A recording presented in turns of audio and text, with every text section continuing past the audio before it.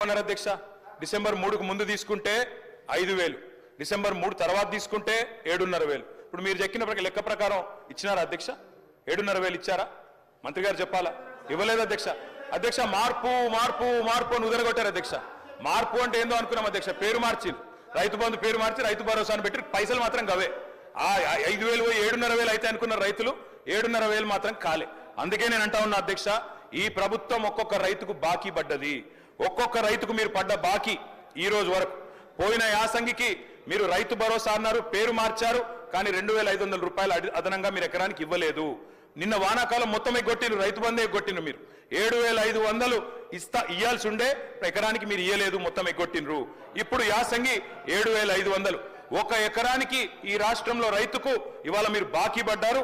ఆ బాకీ 17,500 రూపాయలు. మీరు తిరిగి ఎప్పుడు విధి విధానాలు సబ్ కమిటీ ఎన్ని చేసినా ఈ 17,500 రూపాయలు ఖచ్చితంగా మీరు రైతుకు బాకీ పడ్డారు, ఇయ్యాలని చెప్పి మేము డిమాండ్ చేస్తా ఉన్నాం. అదేవిధంగా అధ్యక్ష 2 విడతలు రైతు భరోసాతో పాటు ఒక విడత 5,000 ఇచ్చి ఎగ్గొట్టిన 2,500 కలిపితే ఇప్పుడు నేను చెప్పిన లెక్క 17,500 అధ్యక్ష.